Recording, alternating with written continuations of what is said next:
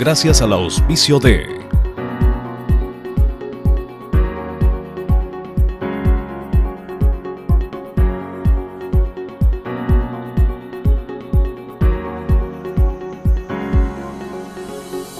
Amigos televidentes, bienvenidos a el espacio de opinión en contexto en TVC Los Encuentros. Les damos la bienvenida, gracias por participar de la entrevista de hoy. Estaremos entablando un diálogo con el economista Galo Márquez, quien es concejal del Gobierno Autónomo Descentralizado de Zamora. Vamos a abordar diferentes temas. Él es del movimiento político, partido político Creo. Tienen su definición de apoyo a la consulta popular y referéndum que se viene ya el próximo mes a nivel nacional y a nivel local. Igual vamos a centrar esta entrevista referente a ese tema y también de su trabajo como concejal en el seno del Consejo Cantonal. Así que bienvenido, economista, primeramente. Gracias por visitarnos. Gracias por darme la oportunidad para poder informar a la ciudadanía sobre el trabajo que se viene realizando desde el municipio de Zamora. Es importante estos espacios para hacer conocer los diferentes trabajos que se hacen. Primeramente, iniciar con ese trabajo que viene realizando como concejal. ¿Cuáles han sido las propuestas presentadas por el concejal Galo Márquez al seno del Consejo? Bueno, en el trabajo de concejal hay dos instancias, como es plenamente conocido por la ciudadanía y está plenamente definido en la ley. Hay la instancia de legislación y la instancia de fiscalización. Al igual que un asambleísta. Igual que los asambleístas. En el tema de legislación, en estos últimos meses se ha venido trabajando la ordenanza presupuestaria, la ordenanza del presupuesto para el periodo económico 2018, periodo económico que lo estamos empezando. Se ha trabajado conjuntamente con los técnicos y con la Comisión de Planificación y Presupuesto, que me honro en presidirla. Hemos venido trabajando la ordenanza del presupuesto del 2018. Es así de que eso ya fue aprobado antes del 10 de diciembre, como dice la ley, y está ya en ejecución a partir de enero de este año. Economista, ¿cuál es el presupuesto que maneja el municipio? ¿A dónde se lo va a destinar? ¿Ustedes como concejales han tenido incidencia en esa decisión, además de la participación ciudadana? Obviamente que sí. La elaboración del presupuesto municipal tiene un proceso, varias etapas. Primero iniciamos con el proceso de participación ciudadana. Presupuesto participativo. Que está dentro de la programación presupuestaria. Obviamente que sí. Hay la participación ciudadana. Sin perder de vista el plan de desarrollo y ordenamiento territorial que se tiene en la jurisdicción cantonal, sin perder de vista eso, se cumple con lo que determina el artículo 238 del COTAD, que es hacer los talleres de participación ciudadana, donde estos talleres sirven para identificar las necesidades, las obras que requiere cada una de las comunidades. Entonces, se identifica y se prioriza las obras que proponen ciertos dirigentes, ciertos representantes de los barrios y las comunidades. ¿Nos podría hablar del presupuesto? ¿Qué de interesante tiene para este año ese presupuesto? Cumpliendo con todas las fases de programación presupuestaria, bueno, al final, este ha sido ya aprobado, obviamente que sí, ya estamos al inicio del periodo, ya estamos ya en el primer mes del periodo económico, que ya entra en su ejecución plena. Este presupuesto para el 2018 asciende al monto de 12.710.000, hablando en términos cerrados. Ese es el monto. 12 millones y medio. 12.710.000. Hablando en términos cerrados, a este valor se suma todas las obras de arrastre. Siempre hay obras que por cualquier razón de cronograma, de disponibilidad económica, retraso en las transferencias económicas del Ministerio de Finanzas, no se terminan dentro del periodo económico y se llaman obras de arrastre, unas cuantas obras de arrastre que pasan al siguiente año para que sean ejecutadas. Se presupuestan es decir, se realizaron el año pasado y se presupuestaron con el presupuesto de este año. Es decir, se presupuestaron el año pasado, no pudieron por cualquier cosa ser ejecutadas en ese año y se los mantienen el presupuesto de este año para que sean ejecutadas en este año. ¿Eso es legal? Eso es legal, eso es legal. ¿Cuánto tiene que pagar de esos 12 millones? Siempre y cuando el número de obras que constan en el plan de inversión, o sea, sean pocas las que quedan para el otro año. Si no, sería una ineficiencia en la ejecución presupuestaria. Pero digamos que un 5% de las obras que estuvieron planificadas y presupuestadas para ejecutarse en el año, por cualquier cosa no fueron, son arrastradas al siguiente año. Entonces, ¿qué quiero decir? Que para el año 2018 el presupuesto total asciende a $12.710.000. A eso se suman las obras de arrastre, que concretamente de lo que yo he analizado, ya en el campo de la fiscalización, de las obras que yo he analizado, se han quedado unas 6 obras sin que se ejecute en el año 2017, que estuvo presupuestado para que se ejecuten en ese año. ¿A qué se debe? No han podido ser ejecutadas y obviamente tienen que ser arrastradas para que sean ejecutadas ahora en los primeros meses de este año, entiendo yo. Hay una cosa que hay que dejar claro. Los concejales, en el ámbito de legislación, trabajamos preparando la ordenanza de presupuesto, a aprobar a la ordenanza de presupuesto. Pero es atribución exclusiva y obligación del alcalde hacer el plan operativo anual y elaborar el plan de inversión, que son la parte clave y en la que se basa la elaboración del presupuesto. Entonces, nosotros aprobamos el presupuesto y hasta ahí llegan las funciones del concejal en el orden legislativo, aprobar esa ordenanza de presupuesto. De ahí en adelante es responsabilidad y atribuciones exclusivas del señor alcalde la ejecución del presupuesto, cumplir con la ejecución de las obras que constan en el presupuesto correspondiente. ¿Ustedes han velado para que se lo ejecute acorde a lo planificado? Correctamente. ¿O han habido de pronto discrepancias dentro del Consejo en cuanto a la asignación de recursos o el cumplimiento de obras? Y ya en la instancia de la fiscalización, como concejal, yo he podido identificar que del periodo económico 2017, del que se terminó, del anterior, se nos ha quedado obras, unas 6 obras, como las mencioné. Por ejemplo, la colocación de adoquines en el barrio Tunanza estuvo presupuestado para el 2017, no se culminó. De lo que yo he podido hacer el trabajo de fiscalización, no se ha cumplido. Tenemos la colocación de adoquines en calles del centro poblado de Cumbaracha, tampoco no se ha cumplido. No se han ubicado. No se ha cumplido. Y otra obra que no se ha cumplido es la construcción de la cubierta en la cancha de uso múltiple del barrio Pío Jaramillo Alvarado, aquí en la ciudad de Zamora. Tampoco hay. Está presupuestado la construcción de la cubierta de la cancha de uso múltiple en el barrio Pío Jaramillo y tampoco no se ha cumplido.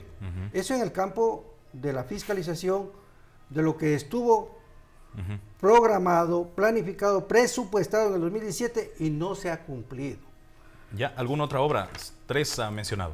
Sí, tenemos el alumbrado público en el Parque Central del barrio Guaguayme Alto. Tampoco no se ha cumplido. ¿Ya? La iluminación del pasaje peatonal San Francisco de la ciudad de Zamora, de aquí a pocos metros, aquí al costado de donde estamos, tampoco está. Como también el alumbrado del Parque Lineal Santa Elena. Tampoco está. Allá, como se lo llama, el Parque La Madre. Más conocidamente, no, es el Parque Lineal Bombuscar. Perdón, sí. Grande. El centro donde se hacen los carnavales, ¿no? Así es. Estuvo presupuestado para que se haga en el 2017 el alumbrado público de ese parque lineal, que inclusive se va a necesitar muchísimo esta obra para los carnavales que vienen el próximo mes. ¿Sí? Bueno, aquí sé que ya ha iniciado estos días. Ahora, usted presenta esta queja en el Consejo. ¿Cuáles son los argumentos de por qué no se concretaron estas obras? Se ha venido en las sesiones que se tiene continuamente anunciando que están obras planificadas y que tienen que ejecutarse de acuerdo a la programación que determina el artículo 250 del COTAD.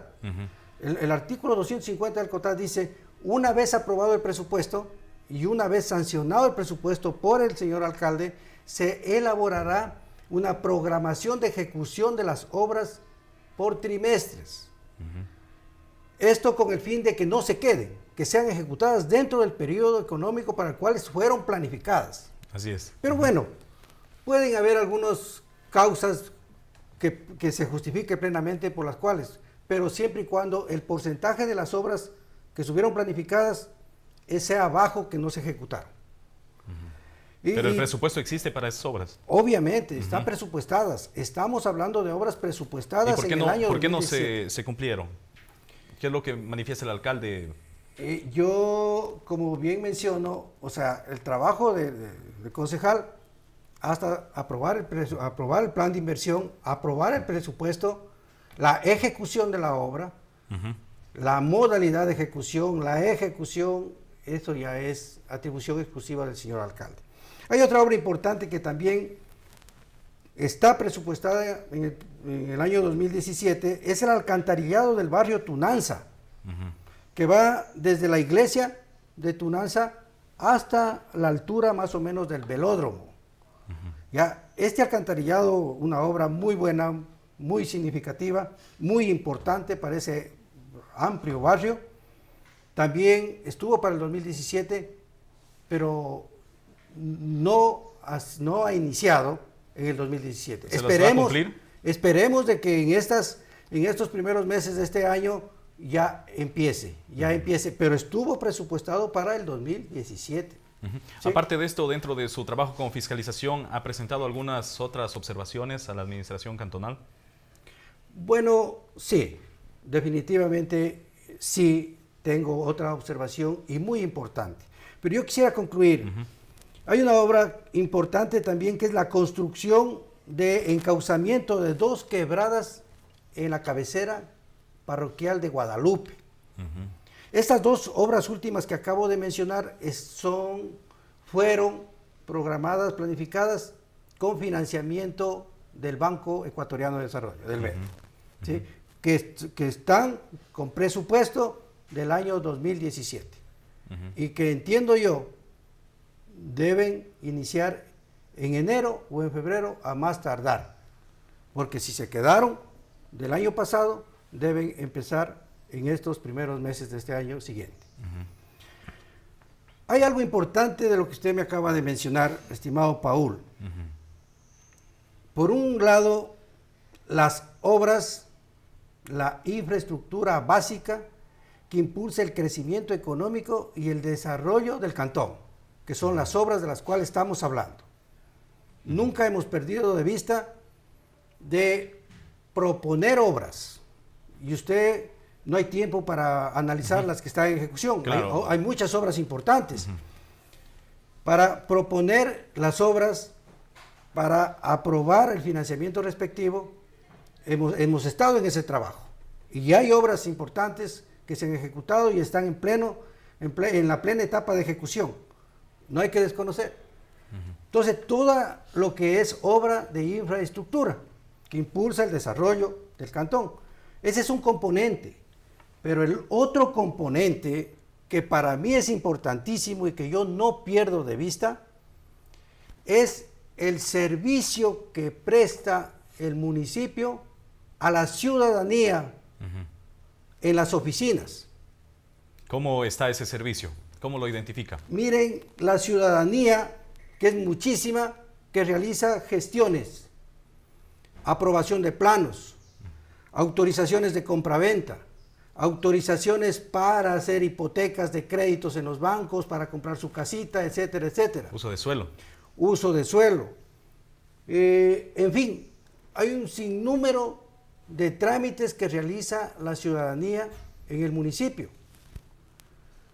Este componente del servicio que se brinda a la ciudadanía, yo como concejal, y que elegido por el pueblo, la ciudadanía acude a la oficina de concejales.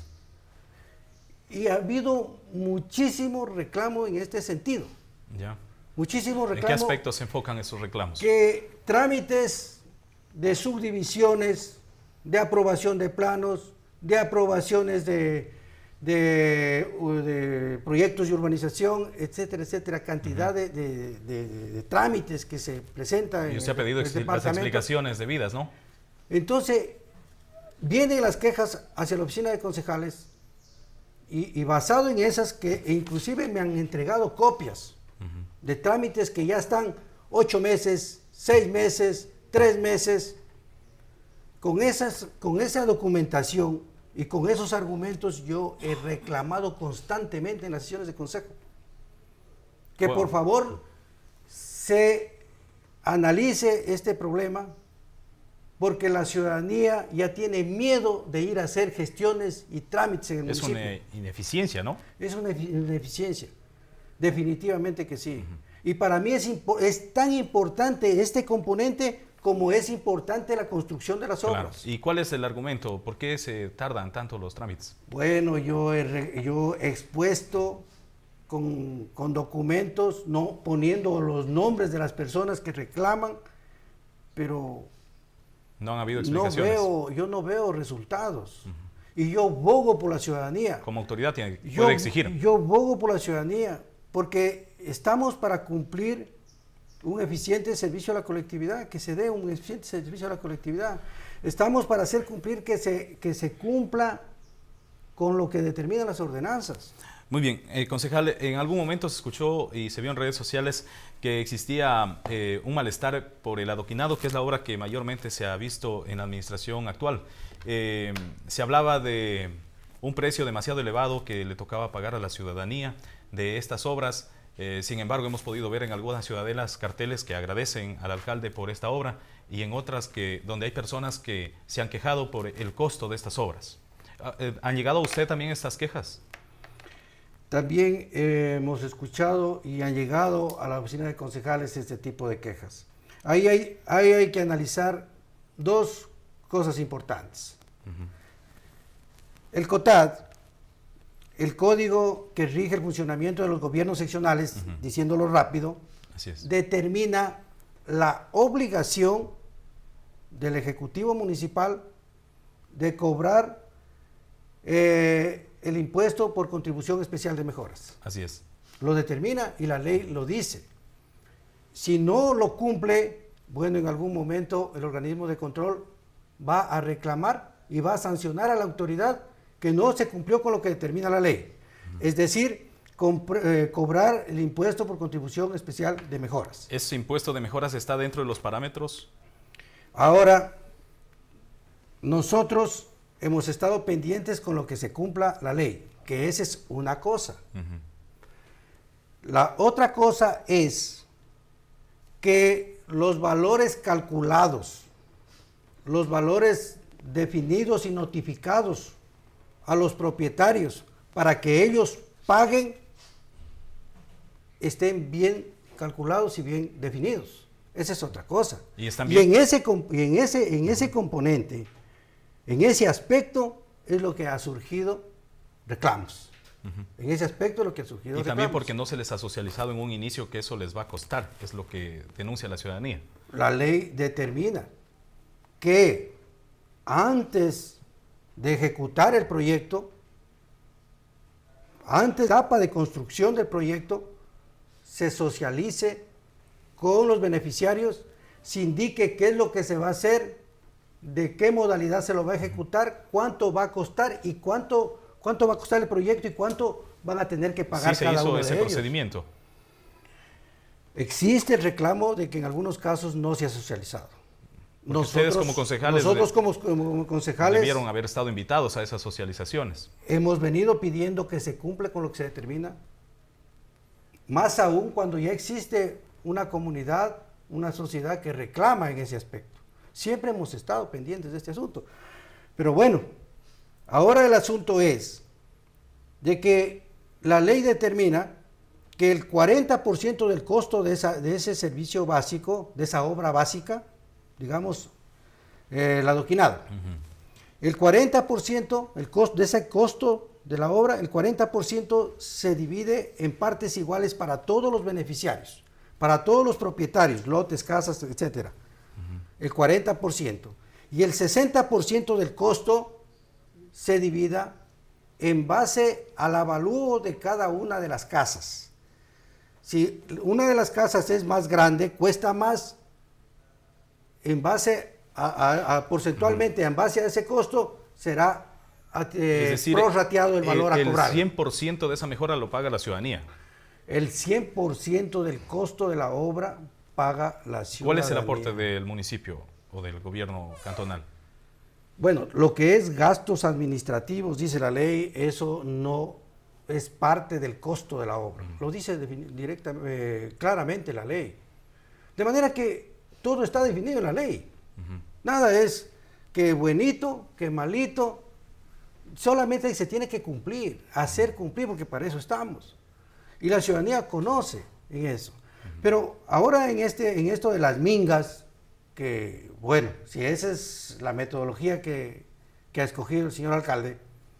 ¿Es efectivo ese método? Y si nosotros como concejales vemos de que mediante ese mecanismo que él ha escogido está llegando la obra a ciertos barrios que han estado abandonados por años, que no han tenido el servicio de adoquinado.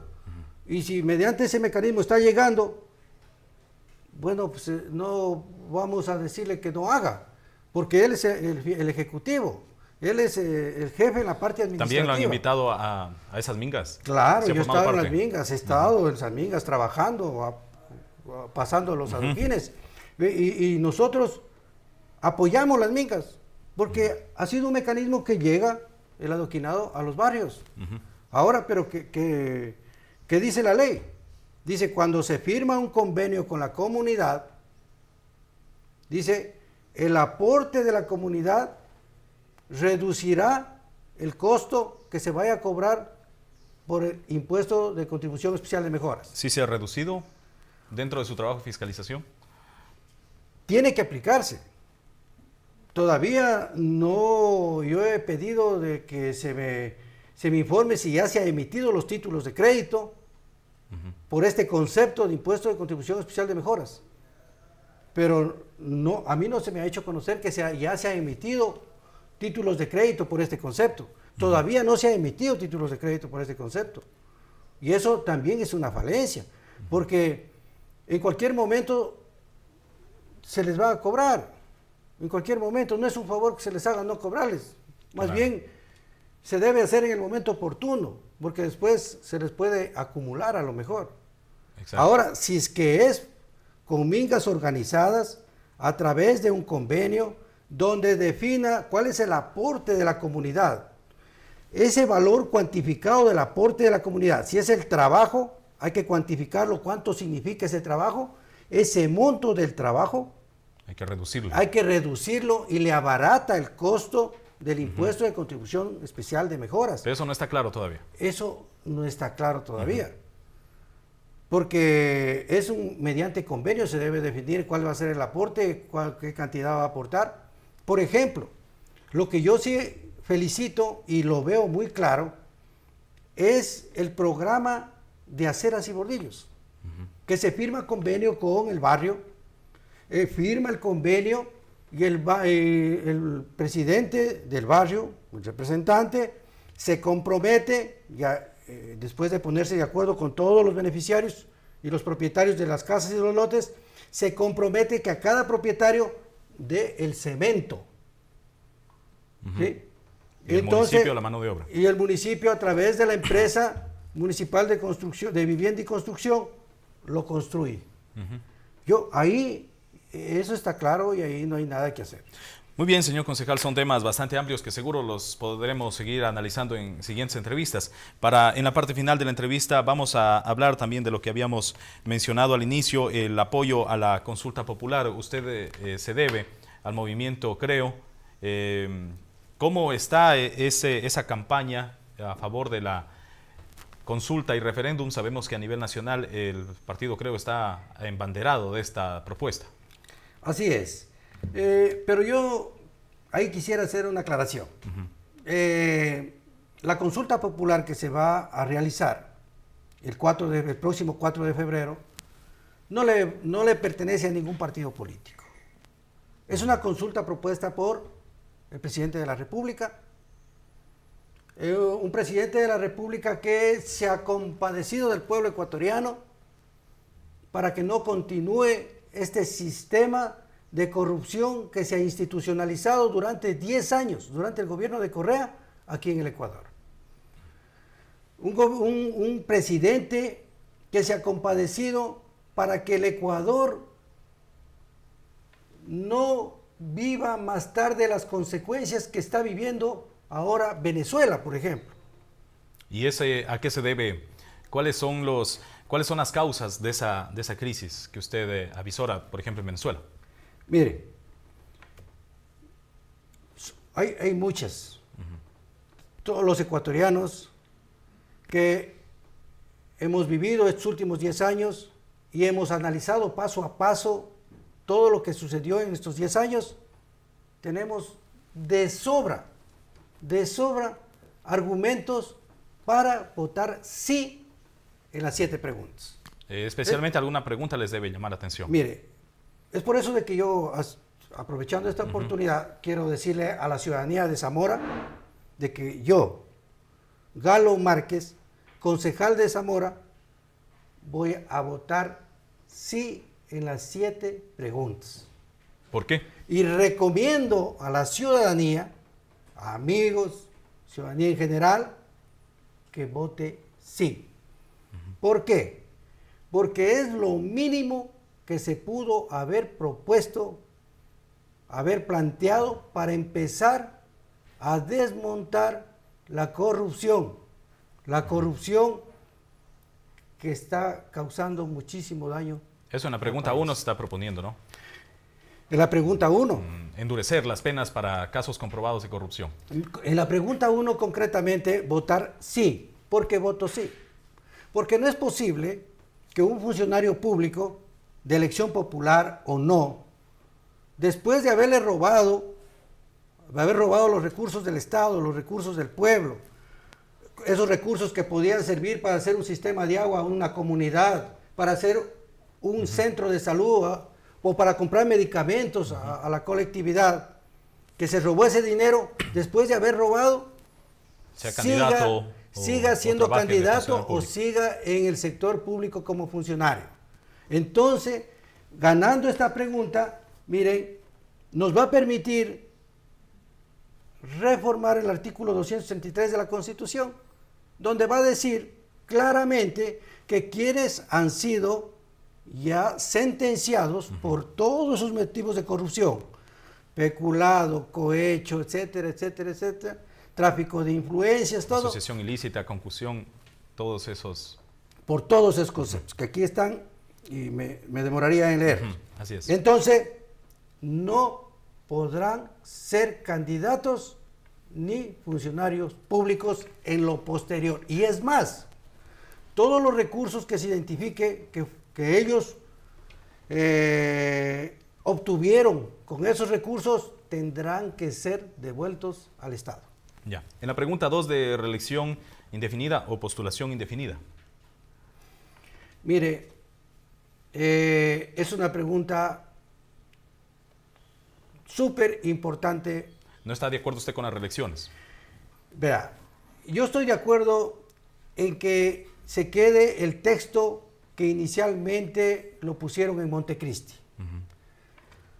Puede ser reelecto una sola vez en forma consecutiva o no. ¿Sí? Una sola vez. ¿Por qué? Porque la reelección indefinida produce la falta de alternabilidad en el liderazgo y en las autoridades que están frente a las instituciones. Produce la falta de alternabilidad. Y la falta de alternabilidad ya nos ha demostrado la experiencia de estos últimos 10 años. La falta de alternabilidad produce abuso y corrupción. Abuso y corrupción, está claro. ¿A nivel local tampoco estaría de acuerdo en reelecciones? A todos los niveles de gobierno. No puede haber reelecciones indefinidas.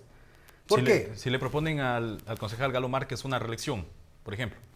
Mire, yo no soy partidario, nunca he sido partidario en todas las funciones que me ha tocado desempeñar de adueñarme de los cargos. Definitivamente no. Entonces, en las reelecciones, mire, llegan el primer gobierno. Analicemos el caso del expresidente Correa. Llegó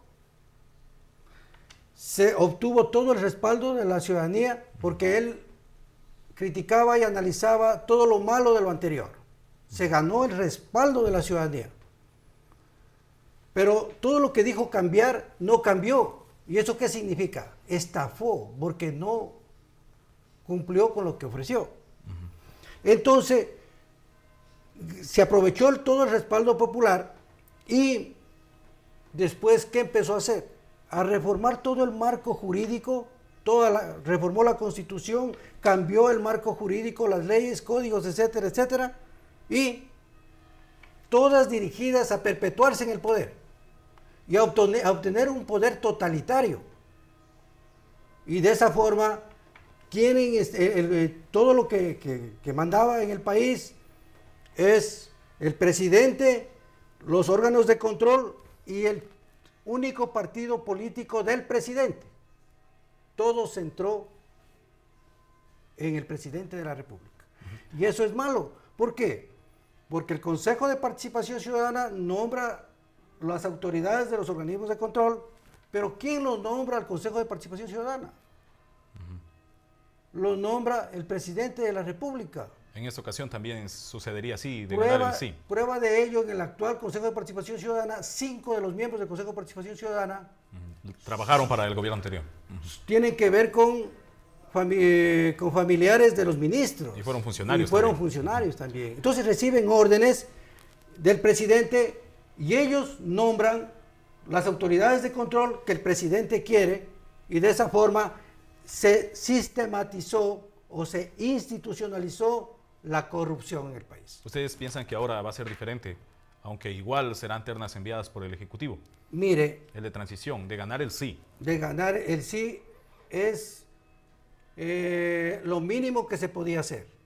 Para mi criterio, se debería haber